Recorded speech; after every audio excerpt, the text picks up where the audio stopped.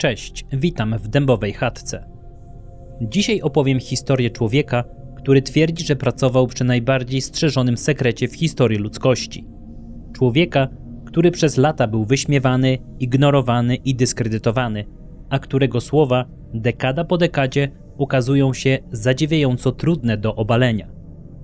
Cała historia powstała na podstawie autobiografii Roberta Lazara, czyli książki pod tytułem Dreamland, a także wielu wywiadów, jakich Bob udzielił przez te wszystkie lata. Zacznijmy od efektu, bo żeby zrozumieć, kim jest Robert Lazar i dlaczego w ogóle o nim mówimy, musimy najpierw powiedzieć, co jego historia zrobiła ze światem. W ciągu dekady od pierwszego publicznego wystąpienia Roberta, Strefa 51 przeobraziła się w swoisty paradoks. Stała się najbardziej znaną, tajną bazą na świecie. I to właśnie Lazar jest osobą, która w największym stopniu przyczyniła się do tej transformacji. Jego relacja sprawiła, że dotychczas mało znany obiekt wojskowy na pustyni w Nevadzie zyskał status kultowego, porównywalny do gwiazd muzyki pop.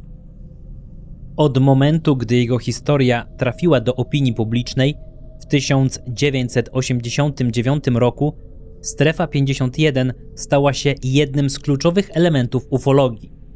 Obok takich wydarzeń jak incydent w Roswell, obserwacje Kennetha Arnolda czy domniemane uprowadzenie Betty i Barneya Hillów. Fenomen ten zainspirował twórców filmowych, dokumentalistów, pisarzy i dziennikarzy. Stał się tematem gorących debat na konferencjach poświęconych UFO, a także przedmiotem licznych żartów i kpin. Popularność Strefy 51 skłoniła władze stanu Nevada do utworzenia jedynej w Stanach Zjednoczonych tzw. pozaziemskiej autostrady. Nazwa bazy stała się inspiracją dla pierwszoligowej drużyny bejsbolowej oraz kilku przydrożnych barów. Motyw Strefy 51 pojawił się w piosenkach rockowych, grach wideo, na plakatach i koszulkach, od breloczków po ozdoby świąteczne. Jest to prawdopodobnie jedyna baza wojskowa na świecie, która stała się motywem przewodnim legalnego domu publicznego i interaktywną atrakcją w Muzeum Narodowym współpracującym ze Smithsonian Institute. I za to wszystko w dużej mierze odpowiada jeden człowiek. Ale zanim do niego dojdziemy, musimy najpierw porozmawiać o miejscu i o dziennikarzu, który jako jeden z pierwszych zaczął zadawać pytania, na które nikt nie chciał odpowiadać. 18 maja 1955 roku Komisja Energii Atomowej wydała komunikat prasowy informujący o rozpoczęciu prac nad niewielką instalacją satelitarną na terenie poligonu bombowego i strzelnicy wojskowej w Nevadzie, w tym do przyszłego pracodawcy pewnego dziennikarza stacji telewizyjnej Class TV w Las Vegas. Przez kolejne dekady obiekt znany był pod różnymi nazwami: Watertown, Paradise Ranch, Box, Groom Lake czy Dreamland. Jednak najpopularniejszą nazwą, jaką zna cały świat, to Strefa 51. Oficjalnie baza miała służyć do zbierania danych meteorologicznych z dużych wysokości. W rzeczywistości powstała jednak po to, by testować samolot szpiegowski U-2, najbardziej tajny program tamtych czasów. Wbrew zapewnieniom, mały, tymczasowy obiekt nigdy nie był tymczasowy. Dziś jest to rozległy kompleks zatrudniający blisko 2000 naukowców, techników, pilotów, specjalistów od radarów i agentów wywiadu wojskowego. Pod koniec lat 70. Strefa 51 niemal zniknęła z map. Czworokątny obszar pozostał na mapach pusty. W latach 80. reporterom pytającym o bazę mówiono wprost, że taka nie istnieje.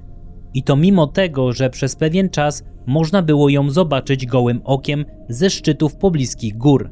Tymczasem radzieckie satelity szpiegowskie spokojnie fotografowały pas startowy o długości ponad 3 km i towarzyszące mu budynki. George Knapp zaczął pracę w Class TV w 1981 roku. Jego mentor, dyrektor działu informacji Robert Stoldal, Wręczył mu teczkę zawierającą około 24 stron wycinków prasowych. Efekt wieloletniej pracy dziennikarskiej. Były to wówczas wszystkie dostępne publicznie informacje na temat Strefy 51. Większość materiałów pochodziła z magazynu Aviation Week and Space Technology, żartobliwie zwanego przez czytelników Aviation Leak, czyli w wolnym tłumaczeniu przeciek lotniczy. Knapp nie podjął tematu od razu. Zmienił zdanie dopiero w 1984 roku, gdy siły powietrzne USA bezprawnie przejęły kontrolę nad obszarem około 36 000 hektarów ziemi publicznej przylegającej do jeziora Groom. Z dnia na dzień teren stał się niedostępny. Pojawiły się tablice ostrzegające o możliwości użycia śmiercionośnej siły wobec intruzów. Co znamienne, siły powietrzne same przyznały, że zajęły teren bez odpowiednich zezwoleń prawnych. Przez kolejne lata każdy, kto próbował uzyskać informacje o Strefie 51 od bazy sił powietrznych Nellis, otrzymywał tę samą odpowiedź. Wojsko nie może potwierdzić istnienia takiego obiektu. Baza była finansowana z pieniędzy podatników, widoczna gołym okiem, fotografowana przez zagraniczne satelity, a Amerykanie wciąż słyszeli, że nie istnieje. W latach 90. sytuacja przybrała wręcz absurdalny obrót. Siły powietrzne USA w dokumentach sądowych twierdziły, że nigdy nie używały nazwy Strefa 51. Stało się to przy okazji pozwów złożonych przez byłych pracowników bazy, którzy domagali się informacji o toksycznych substancjach, na które byli narażeni podczas pracy. System utylizacji odpadów polegał na kopaniu rowów, wypełnianiu ich porzuconym sprzętem i materiałami kompozytowymi z programów technologii stealth, a następnie podpalaniu wszystkiego paliwem lotniczym. Gęste czarne chmury dymu regularnie zasnuwały bazę. Po latach część pracowników ciężko zachorowała. Niektórzy zmarli. Pracodawca odmówił jednak ujawnienia, z jakimi substancjami mieli kontakt, zasłaniając się bezpieczeństwem narodowym. Sprawa trafiła aż do Sądu Najwyższego USA. Stacja Class przyłączyła się do batalii o transparentność. Ostatecznie pozwy stały się bezprzedmiotowe, gdy specjalne rozporządzenie Białego Domu zwolniło Strefę 51 przepisów obowiązujących na terenie całego kraju. Knapp nie kryje irytacji, gdy słyszy opinię, że Strefa 51 nigdy nie była aż tak tajemnicza. Podkreśla, że wojskowi i cywilni kontraktorzy prowadzili niebezpieczną grę zarówno z opinią publiczną, jak i z własnymi pracownikami, zaprzeczając istnieniu bazy, używaniu jej oficjalnej nazwy i rozpowszechniając celowe dezinformacje. Strefa 51, jak zaznacza, to jedno z niewielu miejsc w USA, gdzie prawa federalne, a nawet konstytucja niekoniecznie mają zastosowanie. I właśnie w tym miejscu, w tym klimacie absolutnej tajemnicy i systemowego zaprzeczania, na scenie pojawia się Bob Lazar. Robert Scott Lazar urodził się na Long Island w stanie Nowy Jork. Dorastał jako osoba adoptowana i od najmłodszych lat wykazywał obsesję na punkcie technologii. Rozkładał urządzenia na części, składał je z powrotem, modyfikował i ulepszał. Zafascynowany technologią od dziecka dorastał oglądając serial Star Trek, ale w przeciwieństwie do wielu rówieśników bardziej interesował go napęd warp niż kosmici. Podczas gdy inni marzyli o byciu kapitanem Kirkiem, Lazar widział siebie w roli Scottiego, człowieka, który rozumie, jak to wszystko działa. Pracę naukową rozpoczął w Los Alamos National Laboratory w Nowym Meksyku, jednym z najbardziej prestiżowych ośrodków badawczych na świecie, miejscu narodzin bomby atomowej. Lazar pracował tam jako fizyk i technik, zajmując się między innymi systemami wykrywania promieniowania. Ale poza pracą miał pewne hobby, które sprawiało, że trudno było go nie zauważyć. Bob Lazar dojeżdżał do pracy Hondą z zamontowanym silnikiem odrzutowym. I to dosłownie. Samochód hałasował w sposób, który nie pozostawiał żadnych wątpliwości, że nie jest to zwykły pojazd. Ludzie się oglądali, sąsiedzi pewnie nie byli zachwyceni, ale lokalna gazeta Los Alamos Monitor uznała, że to wystarczający powód, żeby napisać o nim artykuł, i to na pierwszej stronie.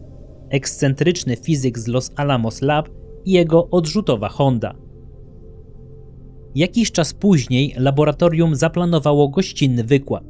Wykładowcą był Edward Teller, ojciec bomby wodorowej, jeden z najwybitniejszych fizyków XX wieku. Człowiek, którego praca od lat fascynowała Lazara.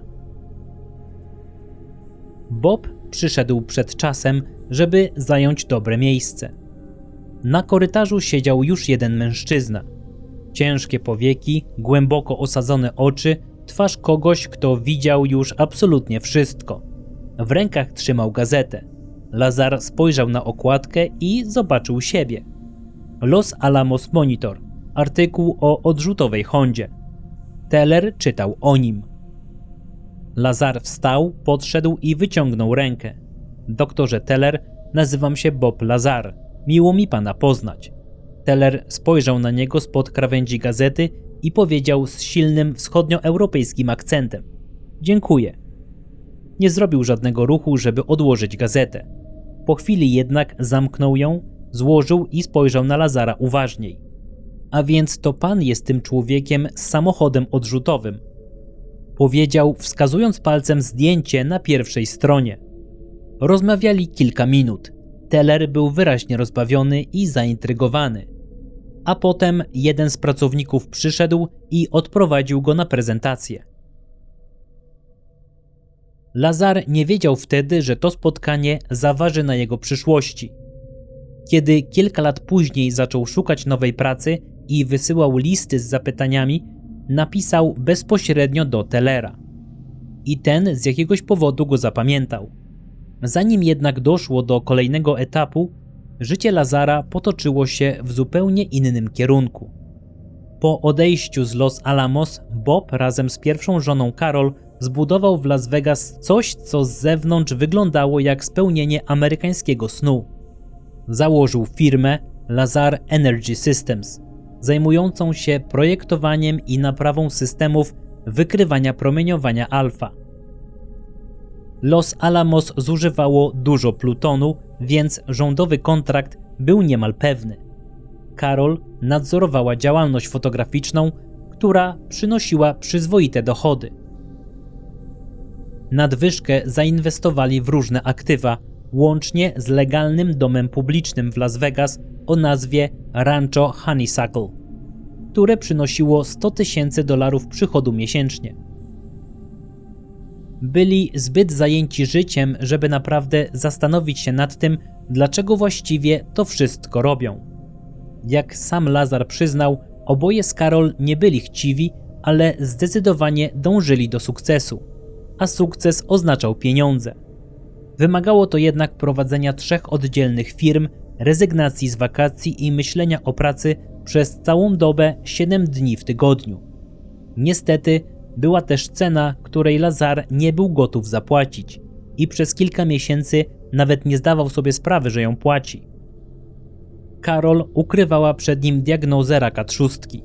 Z czasem jej częste nieobecności, utrata wagi, blada cera i wyraz bólu na twarzy, gdy sądziła, że jej nie obserwuje, wzbudziły jego podejrzenia. Zanim zdążył ją do czegokolwiek przekonać, ona podjęła tragiczną decyzję. Według raportu policyjnego i koronera 21 kwietnia 1986 roku Bob znalazł ją martwą. Kobieta popełniła samobójstwo przez zatrucie tlenkiem węgla, pozostawiając włączony silnik samochodu w zamkniętym garażu. I tu pojawia się pierwsza z wielu ciemnych plam w historii Roberta Lazara. Oficjalne dokumenty z Nevady tworzą obraz, który wygląda jak gotowy scenariusz oskarżenia. 19 kwietnia Bob bierze ślub z Tracy Merck w jednej z kaplic Las Vegas. 2 dni później jego pierwsza żona, Carol, zostaje znaleziona martwa. Na papierze wygląda to fatalnie, bo żeby zawrzeć małżeństwo w Nevadzie, trzeba pod przysięgą zadeklarować, że nie jest się w związku małżeńskim. W świetle czystej procedury prawnej Bob nie miał prawa poślubić Tracy, jeśli Carol jeszcze żyła. Gdyby dokumenty były prawdziwe, bigamia w Nevadzie to przestępstwo zagrożone karą od roku do 4 lat więzienia. Przedawnienie wynosi 4 lata. Lazar publicznie ujawnił swoją historię o S4 w maju 1989 roku. Służby miały niemal rok na postawienie mu zarzutów i nie zrobiły nic. Pozostają więc dwie możliwości i obie są niepokojące. Pierwsza, dokumenty zostały sfałszowane już po tym, jak Bob stał się publicznie znany. Wystarczył dostęp do archiwów hrabstwa Clark i podmiana kilku cyfr. W czasach przed pełną komputeryzacją było to technicznie możliwe. Nie trzeba było nikogo zabijać. Wystarczyło zmienić daty i pozwolić ludziom samym wyciągnąć wnioski. Druga, dokumenty były prawdziwe. Władze o tym wiedziały, ale świadomie nie wniosły oskarżenia, bo może uznały, że lepiej zostawić Lazara na wolności, ale skompromitowanego, żeby nikt mu nie wierzył, bo proces to rozgłos, zeznania pod przysięgą, kontrola adwokatów, a plotka jest tańsza i skuteczniejsza. Bob w swojej autobiografii opowiada tę historię inaczej. Według niego ślub z Tracy nastąpił po śmierci Carol, co stawia go w roli załamanego wdowca, który próbuje odbudować swoje życie. W wersji urzędowej mężczyzna żeni się z kochanką, gdy jego żona jeszcze żyje, a ona odbiera sobie życie 2 dni później. Różnica między tymi narracjami to przepaść między dramatem a przestępstwem. Piszcie w komentarzach, która wersja jest dla Was bardziej wiarygodna. Niezależnie od tych okoliczności, Lazar się odbudował. Osiadł z Tracy w zachodniej części Las Vegas na ulicy imieniem Jamesa Lowella, czyli dowódcy Apollo 13. Jak sam zauważył z rozbawieniem, cała dzielnica była pełna odniesień do astronautyki. Ulice Alana Sheparda, Johna Glena czy Astronaut Avenue. Kosmiczne akcenty stały się dla nich nieodłącznym elementem codzienności. Prowadził firmę fotograficzną, dorabiał przy różnych zleceniach, ale jak sam przyznał, brakowało mu głębszego wyzwania intelektualnego. Był inżynierem, fizykiem, człowiekiem, który rozkładał silniki odrzutowe dla zabawy. Fotografowanie nieruchomości w Las Vegas to nie było to. Pod koniec 1988 roku zadzwonił telefon.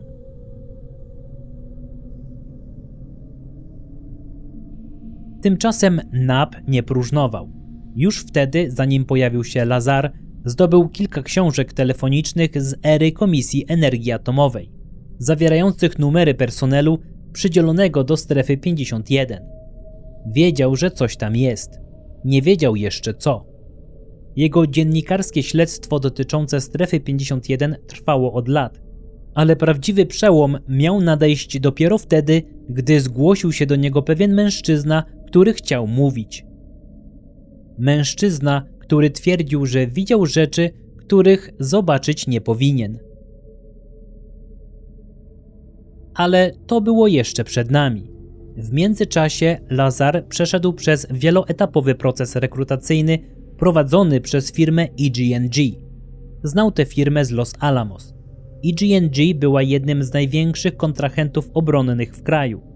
Założona przez naukowców Harolda Egertona, Kennetha Germenhausena i Roberta Greera. Zasłynęła z innowacyjnych rozwiązań technologicznych, w tym ultraszybkich zdjęć wykorzystywanych podczas projektu Manhattan. W kolejnych latach stała się kluczowym podwykonawcą Komisji Energii Atomowej przy różnorodnych projektach na poligonie w Nevadzie. Pierwsza rozmowa kwalifikacyjna według Lazara nie przebiegła najlepiej. Opuścił ją z niewielkimi nadziejami na zatrudnienie. Kilka dni później zadzwoniono do niego ponownie. Poinformowano go, że jego kwalifikacje przewyższają wymagania pierwotnego stanowiska. Zaproponowano mu posadę starszego fizyka w dziale projektów specjalnych. Oczywiście ją przyjął, co wiązało się z nowym, znacznie poważniejszym procesem uzyskania poświadczenia bezpieczeństwa. Bob miał uzyskać dostęp na poziomie Majestic. 22 stopnie powyżej najwyższych cywilnych uprawnień Q. To jasno wskazywało na niezwykłą wagę i tajność projektów, w których miał uczestniczyć. Pewnego wieczoru pod koniec 1988 roku odebrał telefon od kobiety, która przedstawiła się jako Nancy z EG&G. Polecono mu stawić się na lotnisku McCarran o 19:30. Na lotnisku czekał na niego Denis Mariani, mężczyzna w granatowym garniturze z twarzą, która rzadko wyrażała cokolwiek poza skupieniem. Wsiedli do samolotu linii Janet Air, czyli białego Boeinga 737 z czerwonym pasem wzdłuż kadłuba, kursującego regularnie między McCarran a Groom Lake. Wśród mieszkańców Las Vegas od lat krążył żart, że Janet to akronim od Just Another Not Existent Terminal, czyli kolejny nieistniejący terminal. Nawiązywał do faktu, że mimo codziennych lotów transportujących pracowników do strefy 51, rząd przez lata oficjalnie zaprzeczał, jakoby cokolwiek takiego w ogóle istniało. Lot minął w milczeniu. Nieliczni pasażerowie siedzieli bez słowa, unikając kontaktu wzrokowego. Gdy samolot rozpoczął lądowanie, Denis odezwał się do Lazara, wskazując przez okno. Poniżej widzimy ośrodek Groom Lake. Bob odpowiedział krótko, że słyszał o tym miejscu. Denis dodał, że właśnie tam będą lądować. Reakcja Lazara była powściągliwa. Nie chciał zdradzać, że od początku podejrzewał, iż lecą do strefy 51. Po wylądowaniu przesiedli się do granatowego autobusu szkolnego z przyciemnionymi szybami. Pojazd zawiózł ich do niepozornego, jednopiętrowego budynku biurowego. Lazar poczuł chłodne, rześkie, pustynne powietrze grudniowej nocy. Dopiero wtedy uświadomił sobie zmęczenie. Wstał o 6 rano i nie zdążył odpocząć. Tej nocy wypełniał dokumenty przez 1,5 godziny. Bez kawy, bez wody, przy fluorescencyjnych lampach odbijających się od każdej powierzchni. Po zakończeniu Denis zabrał go z powrotem na lotnisko. To już koniec na dziś? Zapytał Lazar, nieco zdziwiony. Na tę noc tak, odparł krótko Denis. Lazar zastanawiał się przez chwilę, dlaczego musiał osobiście przybyć tylko po to, żeby wypełnić papiery. Ale powstrzymał się od pytań. To było zachowanie typowe dla instytucji rządowych. Precyzyjne instrukcje dotyczące błahostek i głucha cisza w kwestiach naprawdę ważnych. Kilka dni później kolejny telefon, jednak tym razem było nieco inaczej. Gdy Lazar dotarł na miejsce, w autobusie oprócz Denisa nie było nikogo. Zamiast pojechać do głównej bazy, skręcili na południe utwardzoną drogę gruntową. Przez zaciemnione szyby autobusu Bob widział tylko to, co mignęło przez przednią szybę. Kilka pagórków, piasek, krzewy kreozytowe i kaktusy. Jechali przez prawie 40 minut, pokonując wyboistą drogą około 15 kilometrów. W końcu dotarli do dużego wzgórza. Nad luźną stertą ziemi i kamieni górowała iglica skał pokrytych pustynną patyną. Przypominała złamaną szczękę z zębami. Gdy skręcili wokół wzgórza, Lazar zobaczył coś zaskakującego. Jakby ktoś wziął gigantyczną łopatę i wyrównał powierzchnię wzgórza pod kątem 90 stopni od ziemi. W tej prostopadłej ścianie znajdowało się małe wejście. Denis zaprowadził go do środka, do małego pokoju wielkości szafy, zupełnie pozbawionego mebli i dekoracji. Jedyne, co się w nim znajdowało, wyglądało jak bankomat ze sklepu spożywczego. Denis przyłożył dłoń do szklanej płyty i wpisał kilka cyfr. Z dołu urządzenia wypadł plastikowy identyfikator. To jest twój. Musisz go zawsze mieć przy sobie. Jest to zarówno twoja karta identyfikacyjna, jak i karta dostępu. Bez tego nie wejdziesz ani nie wyjdziesz. Lazar zrozumiał natychmiast, co to oznacza. Każdy jego ruch w obiekcie będzie śledzony i rejestrowany. Nie było w tym nic zaskakującego jak na obiekt zajmujący się informacjami poufnymi. Zaskakujące było coś innego, a mianowicie skala tajności wszystkiego, co go tu otaczało. Ruszyli korytarzem. Jasnozielone płyty kartonowo-gipsowe, ciemniejsza zieleń betonowych bloków. typowe odcienie, które Lazar widywał w szpitalach, szkołach i urzędach. Korytarz był długi, ciągnął się aż do punktu zniknięcia z rzędem drzwi po obu stronach. W budynku panowała niemal całkowita cisza, przerywana jedynie odgłosem ich kroków. Denis zatrzymał się po kilku krokach i wskazał głową na prawo. Za drzwiami czekało małe, pozbawione okien biuro z metalowym biurkiem i stosem niebieskich teczek. Denis powiedział, że ma zapoznać się z materiałami i wyszedł. Stos miał prawie 30 cm wysokości. Lazar zaczął od góry. Pierwsza teczka zatytułowana po prostu Przegląd. Miała na stronie tytułowej tylko 2 słowa: Projekt Galileo. Tekst był napisany typowym dla rządu prostym, suchym językiem. Bob zaczął czytać i w pierwszym akapicie natrafił na słowo, przy którym się zatrzymał, czyli pozaziemski. Dokument wyjaśniał, że celem programu było przeprowadzenie inżynierii wstecznej systemu napędowego pozaziemskiego statku. Najwyższym priorytetem były systemy zasilania i napędu. Lazar przez chwilę patrzył na tę stronę. Pomyślał, że firma EG&G albo była bardzo precyzyjna, albo wręcz przeciwnie. Coś, co jest pozaziemskie, oznacza, że pochodzi spoza Ziemi lub jej atmosfery. Może to tylko wewnętrzna nomenklatura?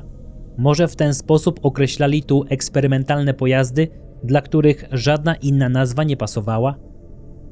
Bob postanowił nie wyciągać pochopnych wniosków, tylko czytał dalej. W miarę czytania kolejnych teczek kilka rzeczy stawało się jasnych. Było kilka odniesień do wcześniejszych prób zrozumienia systemu napędowego, które zakończyły się niepowodzeniem. A jedna z notatek wspominała o czymś, co zatrzymało Lazara po raz drugi. Poprzednia próba demontażu jednego z systemów napędowych zakończyła się przypadkową eksplozją. Dokument nie zawierał szczegółów, ale Lazar wiedział, co to oznacza. Ktoś przed nim próbował rozgryźć to urządzenie i zapłacił za to najwyższą cenę. Ostatnia część przeglądu była jasna. Zamierzano ograniczyć prace związane z demontażem i skupić się na innych rodzajach analiz. Celem było zrozumienie mechanizmu działania systemu bez rozkręcania go. Zadanie Lazara sprowadzało się do jednego: zrozumieć, jak to działa przy użyciu istniejących ziemskich metod, bez dotykania egzotycznych materiałów. Ale nie tylko kwestia napędu przykuła jego uwagę podczas lektury briefingów. W dokumentach znajdowały się również informacje dotyczące pochodzenia statków. Według materiałów pojazdy miały przybyć z układu Zeta Reticuli, układu podwójnej gwiazdy oddalonego od Ziemi o około 39 lat świetlnych w gwiazdozbiorze sieci. Nazwa ta nie była zupełnie nowa w kontekście UFO. Pojawiła się wcześniej w sprawie Betty i Barneya Hillów. Po ich domniemanym uprowadzeniu Betty opisała i narysowała mapę pokazaną jej przez obce istoty. Astronom Marjorie Fish przeprowadziła analizę tej mapy i doszła do wniosku, że z dużym prawdopodobieństwem przedstawia ona właśnie układ Zeta Reticuli. Następna teczka była oznaczona jako biologia. Lazar otworzył ją i natrafił na zdjęcia. Czarno-białe fotografie wydrukowane na zwykłym papierze. Pierwsze przedstawiało zbliżenie humanoidalnego tułowia. Bez głowy, bez nóg, jedynie fragment górnej kończyny wystający poza kadr. Najbardziej charakterystycznym elementem było klasyczne nacięcie w kształcie litery T, biegnące prawie przez całą długość tułowia. Skóra była rozciągnięta, odsłaniając wnętrze jamy, gdzie u człowieka powinny znajdować się płuca, serce, wątroba. Zamiast tego jednolita masa tkanki wypełniająca całą przestrzeń. Drugie zdjęcie było podobne, ale pokryte odręcznymi notatkami. Kilka różnych charakterów pisma, kilka różnych osób, które w różnym czasie przeglądały ten sam folder. Wszyscy pisali mniej więcej to samo, jak niezwykła była ta centralna masa i spekulacje o tym, jaką funkcję mogła pełnić. Lazar czytał to wszystko z mieszaniną sceptycyzmu i rosnącej ciekawości. Traktował te informacje jako tło, kontekst, który może być prawdziwy, może być częścią legendy operacyjnej, ale też może być czymś pomiędzy. Ale nie o to mu chodziło. On był inżynierem, interesował go napęd. Odłożył teczki. Nic z tego, co przeczytał, nie wywołało w nim paniki. Było w tym coś, co mogłoby ją wywołać, ale nie wywołało. Zamiast tego poczuł coś, co dobrze znał. Ekscytację inżyniera stojącego przed problemem, którego jeszcze nikt nie rozwiązał. Jak zrozumieć coś, czego nie da się rozłożyć na części? Jak analizować silnik, którego nie wolno ci otworzyć? Zanim jednak trafił do laboratorium, czekało go jeszcze jedno. Dennis zaprowadził go do małego gabinetu lekarskiego. Po chwili do środka weszła drobna brunetka w jasnoczerwonym swetrze. Uśmiechnęła się i bez żadnych ceregieli zabrała się do pracy. Ciśnienie, wzrok, słuch. Pielęgniarka zapytała, czy jest praworęczny, a gdy potwierdził, odwróciła jego lewe przedramię, przetarła alkoholem i flamastrem narysowała 16 różnych kwadratów. Lazar zapytał, jakie konkretnie alergeny zamierza testować. Kobieta zmrużyła oczy i odparła szczerze, że sama tego nie wie. Powiedziano jej jedynie, że będzie pracował z tak zwanymi egzotycznymi materiałami. Jednak czym dokładnie są te materiały, nikt jej nie powiedział. Po nakłuciach podała mu plastikowy pojemnik z lekko żółtawym płynem, około 60 ml. Lazar uniósł kubek do ust. Pierwsza myśl, środek czyszczący Pine Sol. Wypił, łzy napłynęły mu do oczu. Gdy zapytał, co to było, pielęgniarka zrobiła tylko notatki w karcie, podała mu koszulę i wyszła bez odpowiedzi. Gdy wyszedł na korytarz, Dennis już na niego czekał. Odprowadził go z powrotem do autobusu, a stamtąd na lotnisko i kilkadziesiąt minut później, z głową pełną pytań, Bob wylądował w Las Vegas. Następne wezwanie przyszło szybciej niż się spodziewał. Tym razem, gdy autobus dotarł do obiektu, Dennis nie poprowadził go do korytarza z biurami. Zamiast tego podjechali naprzód kompleksu. Drzwi do jednego z hangarów były otwarte. Wejdź, powiedział Dennis, wskazując na otwór w hangarze. I Lazar wszedł. W środku stał statek. Cylindryczny, typowy kształt latającego spotka.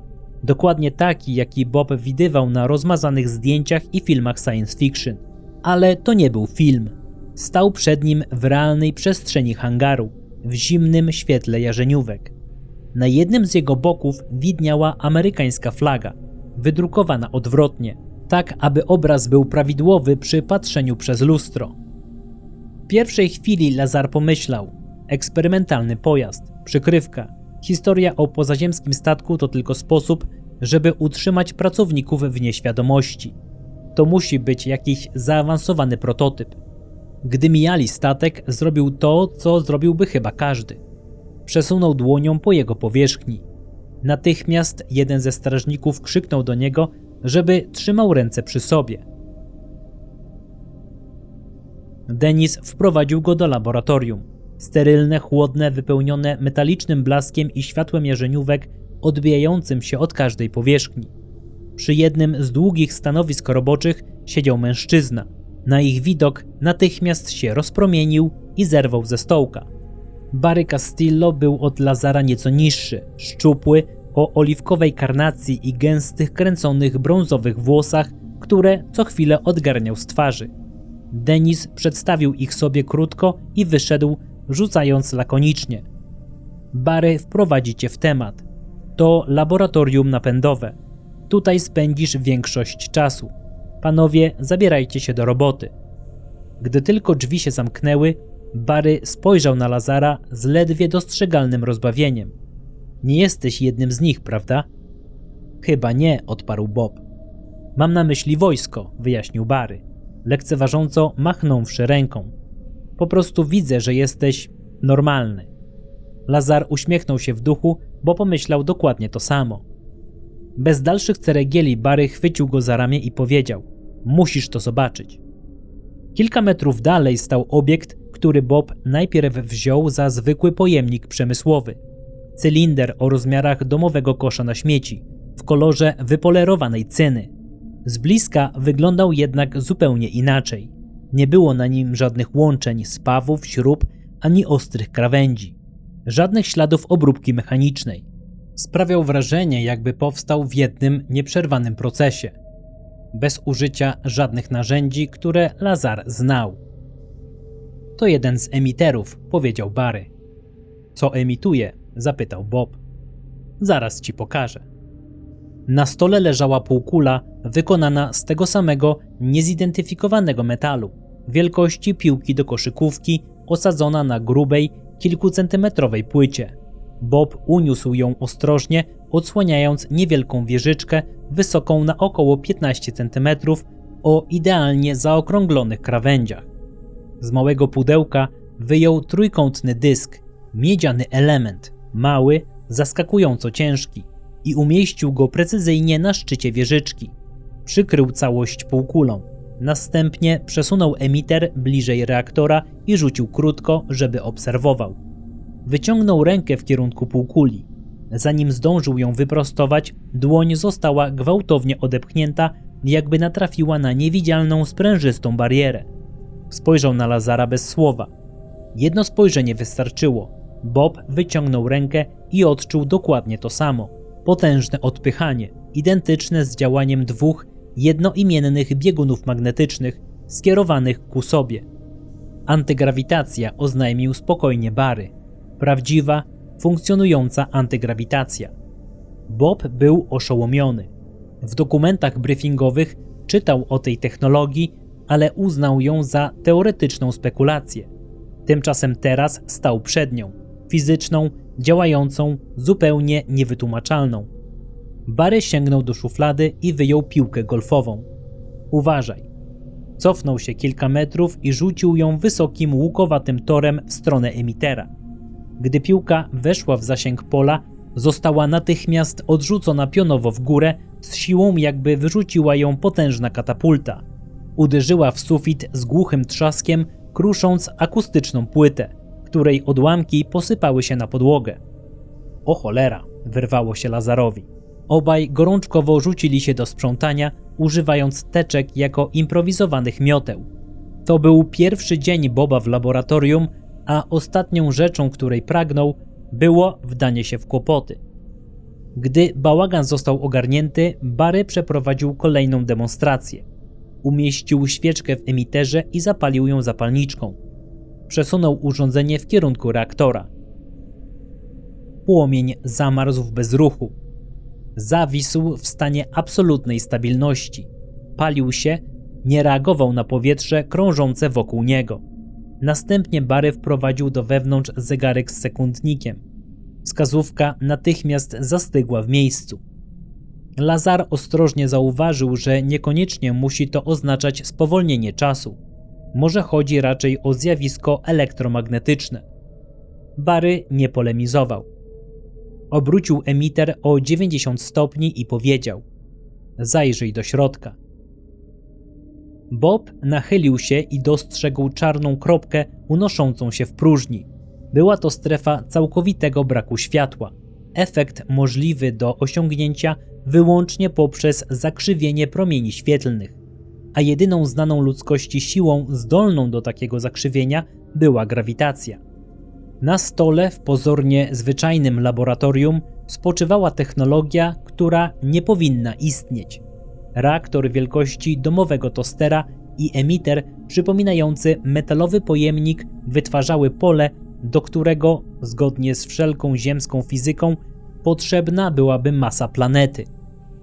Lazar wpatrywał się w te urządzenia jak w coś, co podważa każde równanie, jakie dotąd znał. Między nimi wywiązała się dyskusja. Czy urządzenie generuje własne pole grawitacyjne, czy wykorzystuje już istniejące?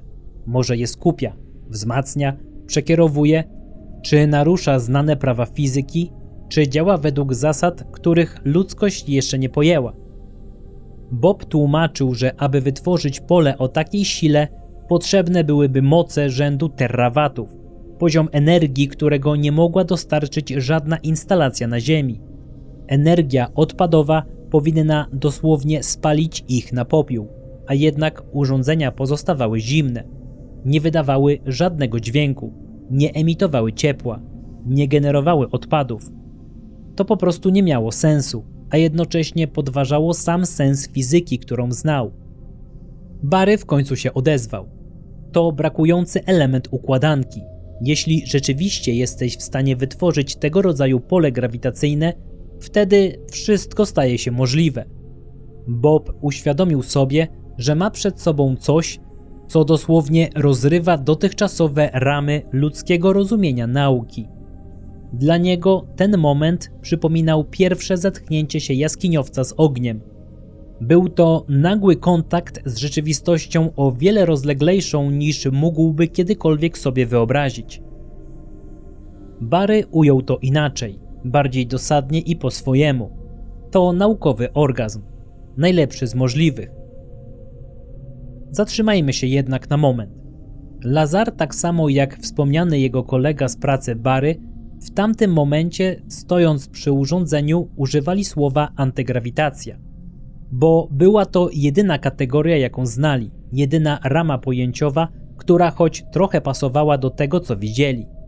Ale w wywiadach udzielonych wiele lat później Lazar sam przyznaje, że nie jest już pewien, czy to właściwe określenie. Mówi, że mogło to być pole grawitacyjne, ale nie antygrawitacja w klasycznym sensie. Mogło to być coś, co zakrzywia przestrzeń w sposób, który ziemska fizyka jeszcze nie opisała, albo zupełnie inny rodzaj energii. Coś, dlaczego po prostu nie mamy jeszcze nazwy. W tamtej chwili jednak on i Barry patrzyli na to i mówili antygrawitacja, bo co innego mogli powiedzieć. Reaktor, przy którym pracowali, składał się z 3 części. Wszystkie wyglądały na wykonane z tego samego metalu, bez spawów, łączeń czy śladów obróbki mechanicznej. Działały razem, wytwarzając energię ze 100% wydajnością. Dla porównania, najbardziej zaawansowane silniki elektryczne na Ziemi działają z wydajnością około 85%. Silnik spalinowy około 35%. W obu przypadkach tracimy energię w postaci ciepła. Tutaj nic, zero strat, zero ciepła odpadowego. Lazar tłumaczył to tak. Wyobraźcie sobie kominek, który pali się na tyle gorąco, żeby ogrzać cały dom, ale komin pozostaje całkowicie zimny w dotyku.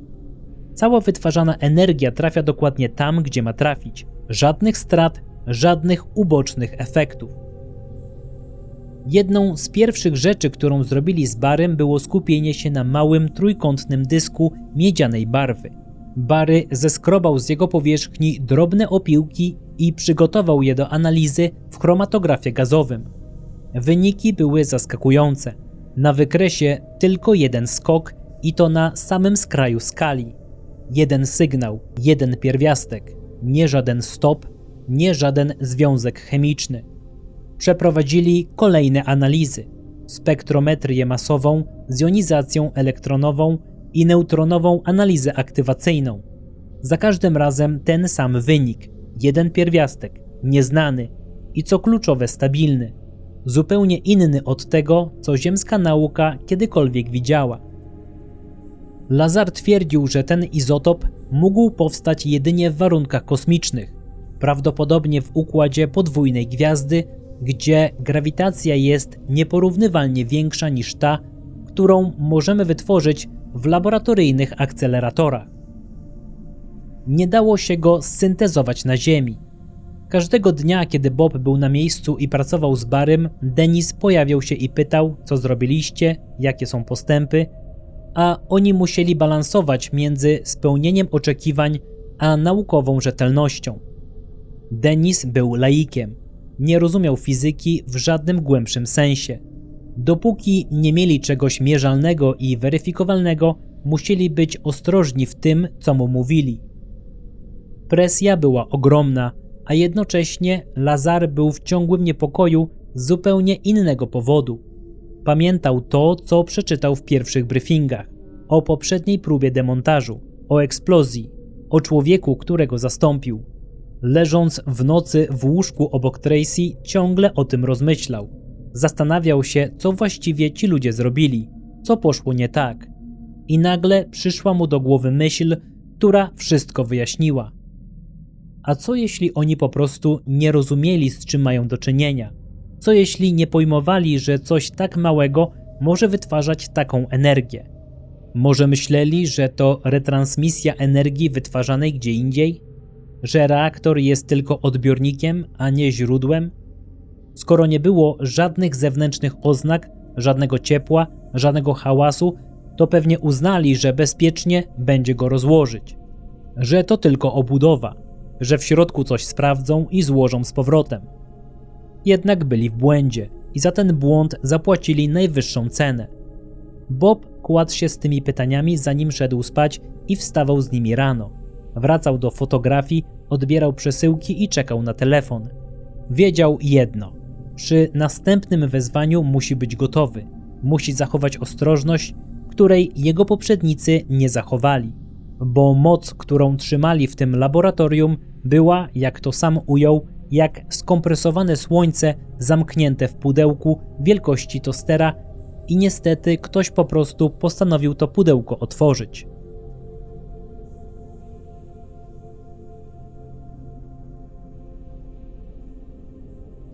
Bardzo dziękuję za wspólnie spędzony czas i wysłuchanie tego odcinka do końca. To oczywiście nie koniec historii Boba Lazara.